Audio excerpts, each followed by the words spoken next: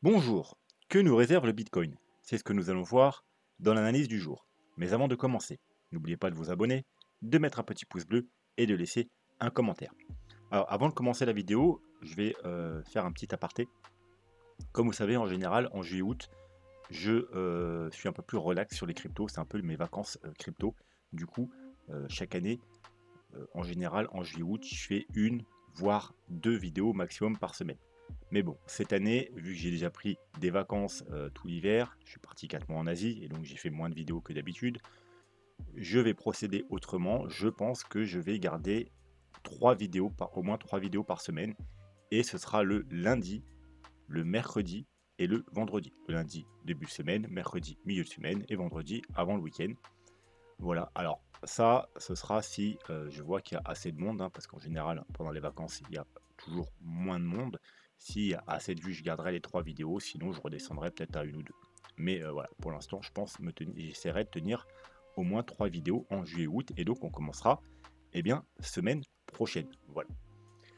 Donc, on va pas perdre plus de temps, on va se diriger vers la cryptomap du jour, qui est plutôt rouge, hein, mais qui est même abondamment rouge, hein. On a quelques altcoins, petits altcoins dans le vert, mais sinon, la plupart des altcoins, c'est des chutes entre 2 et 10% en moyenne, avec même LDO qui nous fait un moins 14%. Allez, le dollar, ça fait quelques jours qu'on n'a pas regardé. Eh bien, il ne s'est pas passé grand-chose, tout simplement. On est toujours dans ce petit range, voilà. Et on attend, alors soit un premier signal baissier, ça veut dire la cassure de cette trendline pour aller rechercher potentiellement le bas du range et potentiellement plus tard une cassure, ce qui serait extrêmement bullish pour le Bitcoin, ou alors une cassure du range par le haut et forcément ce serait plutôt bearish pour le Bitcoin. Voilà. Donc on se pose la question, est-ce que c'est une accumulation? Est-ce que c'est une redistribution? Bon, bah, on va aller voir les graphiques. Hein. On va commencer par l'accumulation. Alors attention, on est sur du wake-off, l'accumulation, il n'y a pas qu'une pattern d'accumulation, il y a plusieurs patterns. Ça, c'est la pattern la plus commune, mais on va dire que les autres patterns, c'est un peu des dérivés de celle-ci. Hein. C'est la pattern principale. Donc on a quoi? On a un bas, un haut un peu plus haut, un bas un peu plus bas, et puis un haut. En gros, hein, pour simplifier, on a un triple top, hein, parce que là ça peut varier, hein. Des fois là, on peut avoir un double top, là pareil, des fois un peu plus haut, un peu moins haut, c'est pas au millimètre près. Hein. En gros, on a 3 sommets qui sont à peu près au même niveau, 2 bas qui sont à peu près au même niveau, et ensuite le dernier bas, lui, qui vient manger les 2 bas, c'est ce qu'on appelle un spring. Si vous voulez, c'est une sorte de fake out, voilà, c'est une petite liquidation, c'est la liquidation, prise de liquidité, avant de repartir par le haut. Voilà. Ça, en gros, c'est une accumulation classique.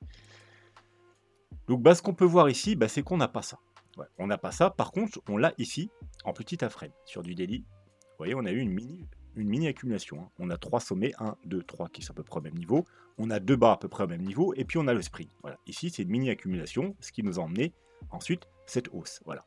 Mais si on prend la structure globale, eh ben, ça ne ressemble pas vraiment à une accumulation. Alors, est-ce que ça ressemblerait plutôt à une redistribution? Bon, on va aller voir ça tout de suite. Voilà, redistribution, on a quoi? On a 2 bas au même niveau, un plus bas, hein, donc un saut, et puis ensuite une remontada, et on vient chasser les deux derniers sommets, faire un plus haut. Bon, eh bien, on a 2 bas avec 2 hauts, un bas, donc le saut, et puis une remontada, et on vient plus haut pour faire un utad. Et on a une remontada, et on a un plus haut pour faire un utad. Donc pour l'instant, ça correspond parfaitement. Sauf qu'après l'utad, normalement, on dégringole, on vient en bas du range, et puis on casse le range, et puis on part tout à la baisse, hein, puisque la redistribution est finie. Donc, on a bien eu la dégringolade pour revenir chercher le bas du range, mais normalement, pour conclure ce pattern de distribution, eh ben, on aurait dû casser le bas du range et continuer à la baisse. Sauf qu'on a décidé de remonter. Donc oui, effectivement, là, on a une très belle pattern de redistribution, mais elle n'a pas été concluante. Donc est-ce que c'est une redistribution spéciale? Parce que c'est pareil, il y a des redistributions, il y a plusieurs patterns. Et on fait un petit retest encore avant de partir à la baisse. Je sais pas, franchement, il faudrait aller voir des gens spécialisés dans le wake-off. Moi, c'est pas ma spécialité. Mais en tout cas, du coup, c'est pas vraiment un pattern d'accumulation. C'est un pattern raté de redistribution, donc voilà, ce que ça donne, bah, franchement, bah, j'en ai aucune idée. On attendra de voir la cassure du range, si ça casse par le haut ou si ça casse la trendline pour aller rechercher une nouvelle fois le bas du range et peut-être enfin valider cette redistribution ou cette, accumulation qui, ressemble d'ailleurs pas trop à une accumulation.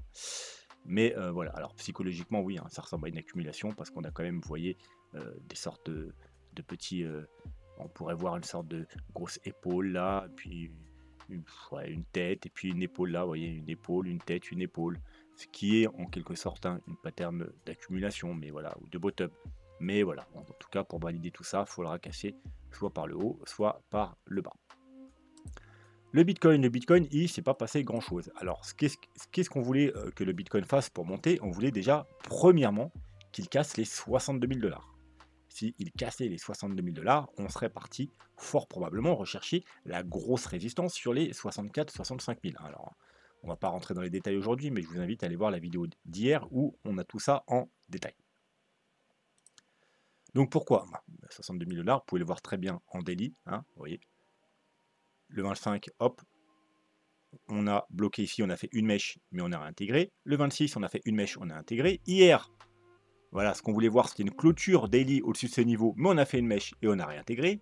Et aujourd'hui, eh bien, rebelote, on a fait une mèche et on a réintégré. Voilà, en 4 heures, ça donne quoi? Rappelez-vous, on avait une sorte de petit W, mais voilà, pour valider le W, et non le M-top, hein, parce qu'on peut voir aussi hein, l'inverse d'un W.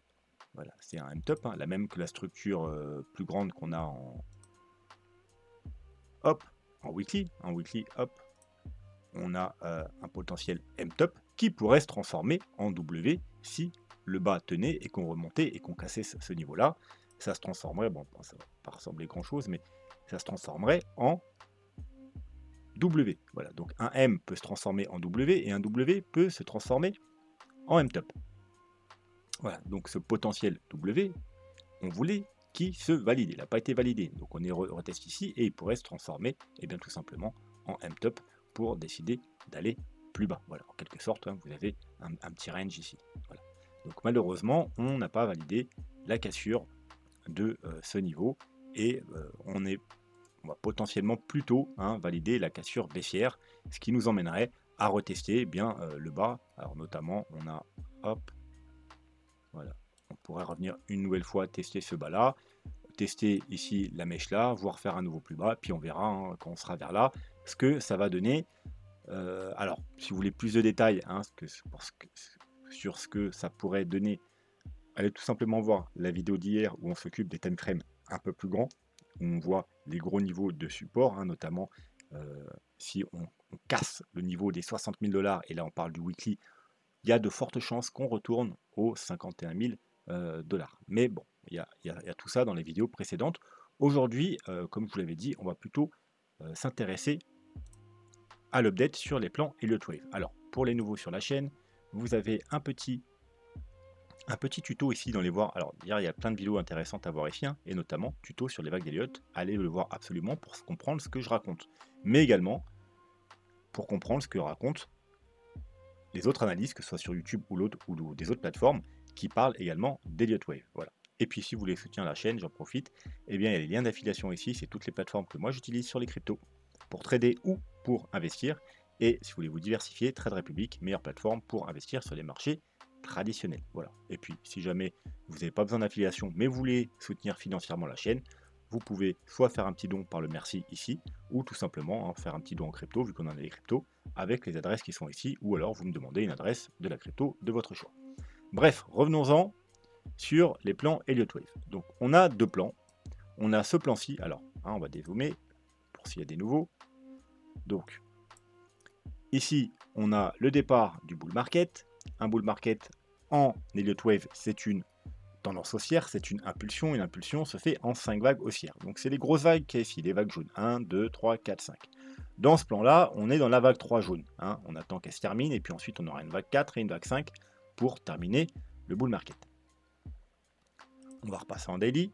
Donc chaque vague, les vagues impulsives, les vagues qui montent, doivent être décomptées également en 5 sous-vagues. Donc on avait dit 1, 2, 3 et potentiellement on avait dit une 4 aurait pu se terminer ici, et ensuite une 5. Bon, a priori, la 4 est potentiellement pas terminée. Pas terminée pourquoi? Parce que, tout simplement, on est revenu très bas, hein. On a dépassé les targets.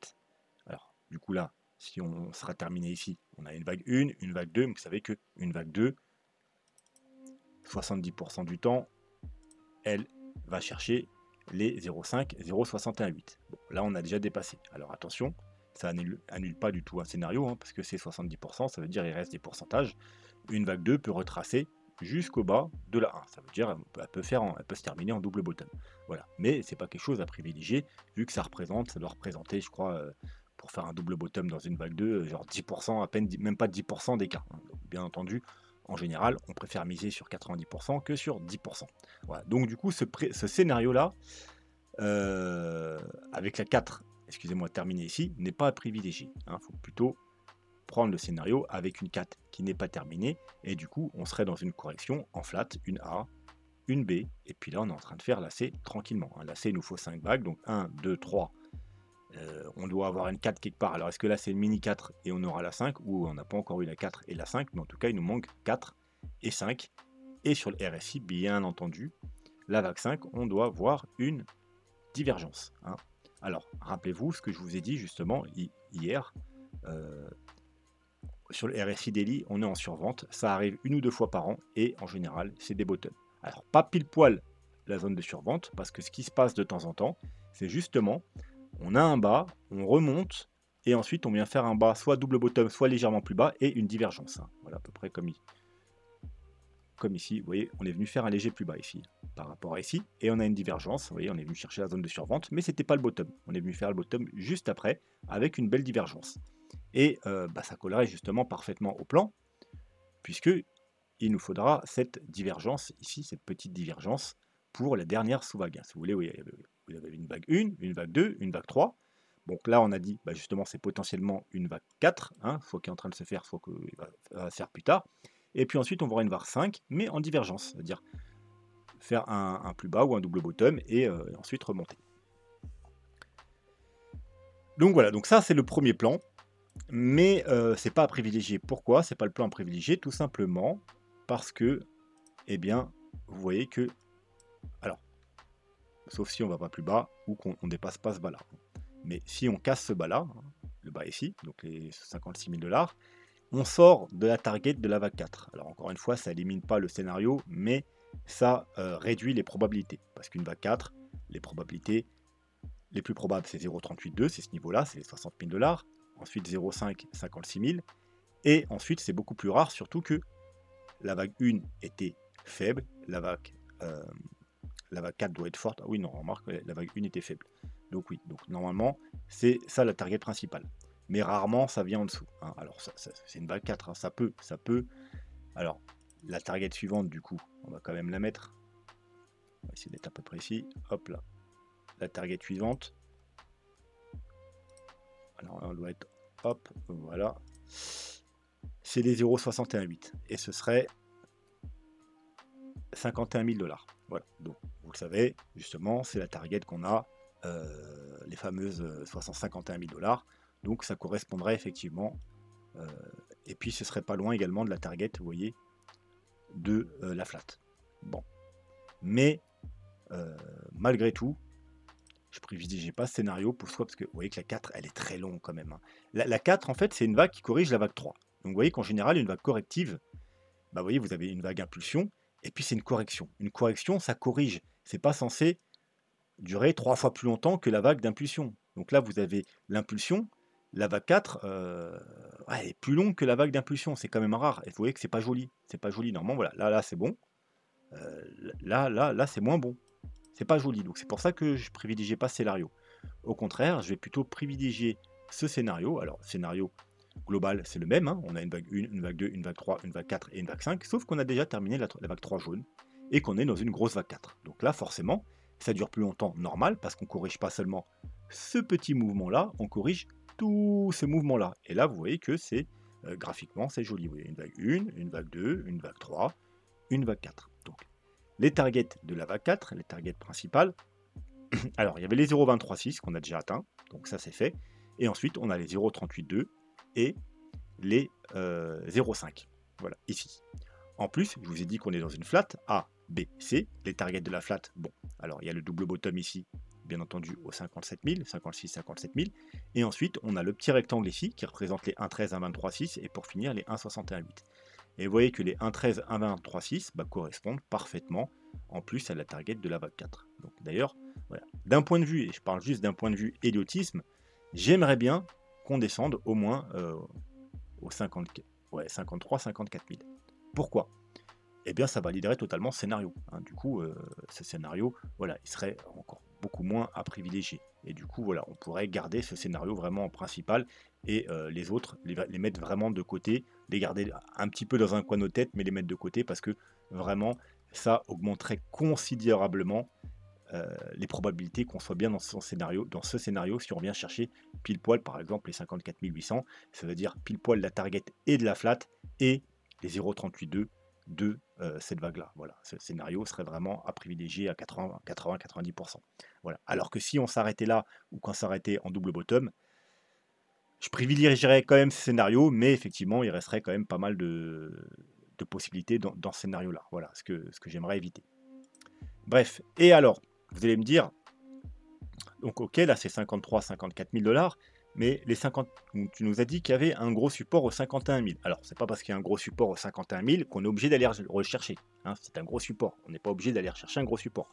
Un gros support, ça veut dire c'est un niveau où ça va être intéressant de rechercher des achats, et puis un niveau surtout qu'il ne faut surtout pas casser. Hein, parce que vous savez que pour moi, c'est un peu la limite entre le bull market et le bear market. Hein. Si on casse les 50 000 $, voilà, les probabilités qu'on soit dans au moins un mini bear market augmentent considérablement. Voilà, donc c'est un niveau à tenir. C'est pas forcément un niveau qu'on est obligé d'aller rechercher. Mais je vais quand même vous donner un peu de grain à moudre. Donc, les targets d'une flat, il y a deux façons de les faire. Voilà. En même temps, un petit cours, ce qu'il n'y a pas dans la vidéo, je pense, de l'héliothisme. Alors, on l'a déjà vu plein de fois sur la chaîne, ceux qui me suivent, mais il y a deux possibilités pour chercher les targets d'une flat. Là, j'ai pris celle que je préfère moi. Ça veut dire, on prend le bas là, on monte en haut, et on regarde les retracements Fibonacci. Donc, première target d'une flat, 0,618. Deuxième, les 1. Donc, de ce cas de figure, dans cette méthode, le 1, ce sera toujours le double bottom, vous voyez, puisque c'est le point de départ. Donc, c'est notamment pour ça que j'aime ce plan, parce que les doubles bottoms, c'est quand même assez fréquent. Et ensuite, un 13, un 23, 6. Et dans de rares cas, hein, c'est rares cas, un 61, 8. Voilà. Ça, c'est la première méthode. Maintenant, il y a une deuxième méthode. C'est avec les extensions Fibonacci. Les prolongations, si vous voulez, Fibonacci.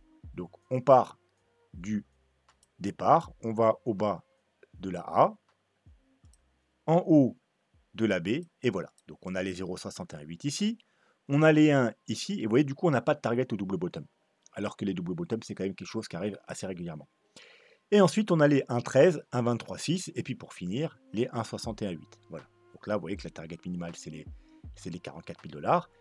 Les 1,13, ils sont au niveau de nos 1,23, 6 par rapport à l'autre, donc ça fait une confluence, donc voilà, gros niveau aux 53 000 $. Les 1, finalement, ils sont quasiment au niveau de nos 54 000 $, donc de nos 1,13, donc vous voyez que finalement, si je mets un rectangle entre ces deux-là, voilà, c'est quasiment le petit rectangle qu'on a là. Donc on a quand même une confluence.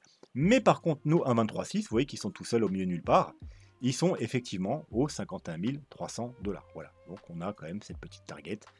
Si vous voulez avoir une target par rapport au plan Elliott Wave, par rapport aux 51 000 $, eh bien effectivement, il y a les 1,23,6 par rapport pour la flat par rapport à cette méthode. Voilà. Mais comme je vous ai dit, moi, j'ai testé sur pour plusieurs années et je trouve que la méthode du retracement, eh bien, on a beaucoup plus de résultats. Ça tombe beaucoup plus sur les targets de cette méthode plutôt que sur l'autre méthode. Voilà. Après, on peut se servir des deux.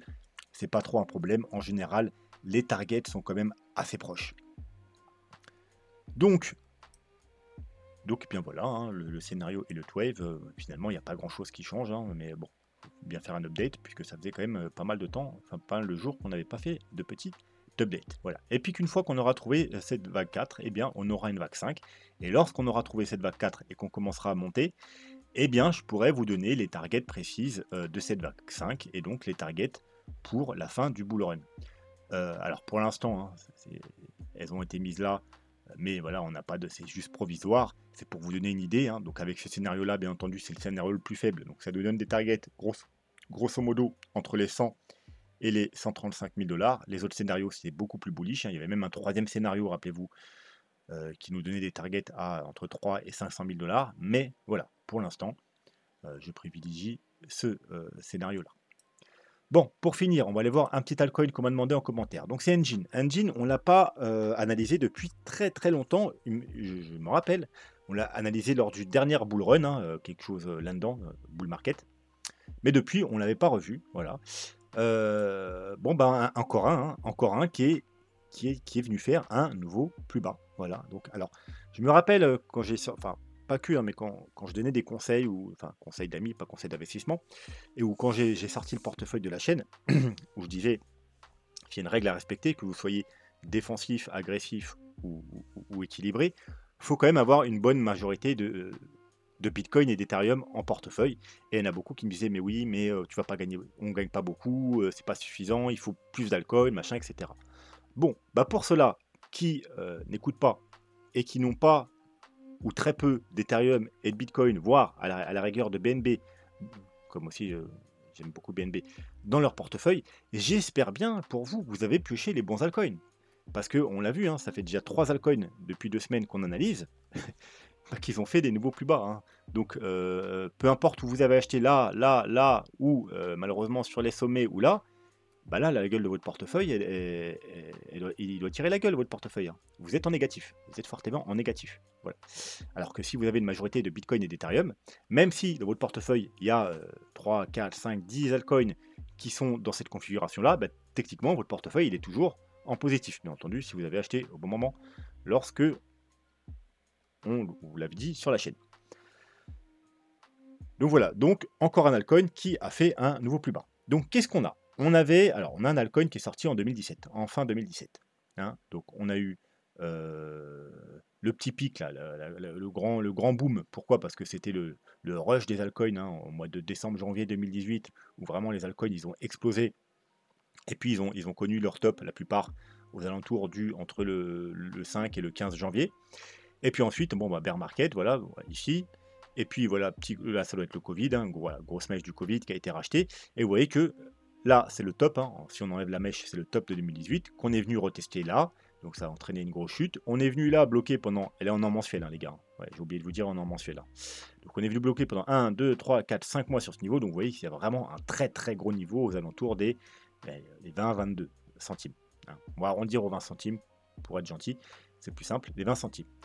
Et puis lorsqu'on a cassé ces 20 centimes ici, eh bien boum, on a pu profiter du bull run de 2020-2021 et voilà, et puis monter jusqu'au plus haut, jusque plus de 4 $, ça fait dire 1 x 20 tranquille. Tranquille, en plus c'était assez simple hein, de rentrer ici, voilà, c'était assez visible, donc on pouvait faire un petit x 20 à l'aise. Bref, et ensuite, bon bah voilà, il a fait à peu près comme le Bitcoin, un premier top, un deuxième top avec un léger plus haut, vous voyez, et puis bear market. Bear market, on a fait un premier bottom au mois de décembre ici, comme le Bitcoin. Sauf qu'ensuite, on a fait un deuxième bottom, comme beaucoup d'altcoins d'ailleurs, au mois de septembre-octobre, là où nous on a acheté, c'est là où on a acheté les altcoins sur la chaîne, sur le portefeuille de la chaîne, puisque c'était pour moi le meilleur moment pour acheter, c'est-à-dire le deuxième bottom, le moment où ça allait remonter. Donc on est remonté un peu, mais voilà, pas tant que ça finalement. Vous voyez, on est. Voilà, alors si je mets une ligne ici, hein, hop, on n'a pas réussi à passer ce niveau-là. Voilà, vous voyez, ici, support, résistance, on a fait une mèche, mais voilà, on a été recalé.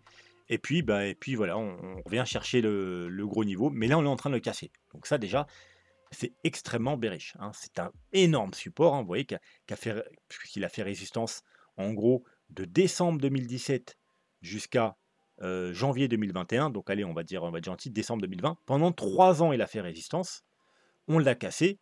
Voilà, de revenir le casser à la baisse, c'est extrêmement bearish. Alors attention, on est en mensuel.